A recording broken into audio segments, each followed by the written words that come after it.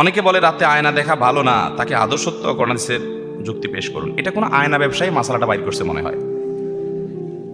ভাঙা আয়নায় মুখ দেখলে ক্ষতি হবে, যাতে করে আয়নাটা ফেলা দিয়ে আরেকটা নতুন কিনে, এরকম কোনো কুমতলবে কোনো আয়নার দোকানদার এরকম মাসালাটা আসলে বাইর করছে মনে হয়। কোরআন হাদিসে এরকম কোনো কথা নাই যে ভাঙা আয়না মুখ দেখলে সমস্যা হবে অথবা রাতের বেলা আয়না দেখলে অসুবিধা হবে।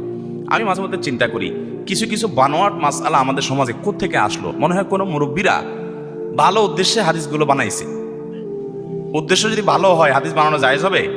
মান কাযিবা আলাইয়া মুতাআম্মিদান ফালিয়াতাবাওয়া মাকআদাহু মিনান নার। নবীজি বলেছেন, আমার নামে কেউ যদি মিথ্যা কথা বলে, ইসলাম বলে নাই সে নিজে থেকে বানায় বলল, সে যেন জাহান্নামের টিকেটের রিজার্ভেশন করে নিল।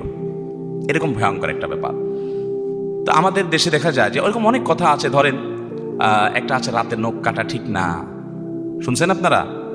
ভাঙা আয়না মুখ দেখা ঠিক না, ভাঙা প্লেটে খানা খাওয়া ঠিক না, রাতের বেলায় বা প্লেটের পানি বাহিরে ফেলানো ঠিক না।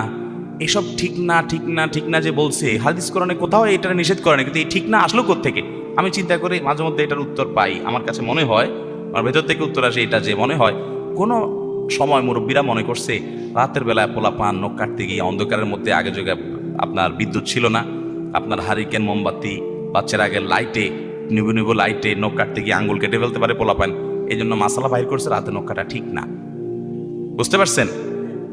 তারপরে যায় আপনার রাতে যদি পানি ফেলেতে যায়, তো এখন তো আর ফকফকা লাইট তখন ছিল না, অন্ধকার ছিল সব, দেখা গেল কেউ আসতেছে তার গায়ে পানি পড়তে পারে, এই জন্য একটা মাসালা বাইর করে দিল যে রাতে পানি ফেলানো ঠিক না।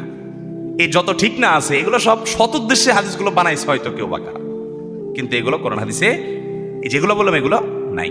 এগুলো আমাদের সাবধান থাকতো। হ্যাঁ, ভাঙা প্লেটে আপনি খাবেন না, সেটা হয়তো এই কারণে হতে পারে যে ভাঙা জায়গাতে জীবাণু থাকতে পারে, পরিষ্কার ভালো করে হবে না, এই জন্য আপনি না খাইতে পারেন, সেটা স্বাস্থ্যগত বিষয়। শরীয়তের কোনো সে এখানে নাই, নিষেধ করে নেই।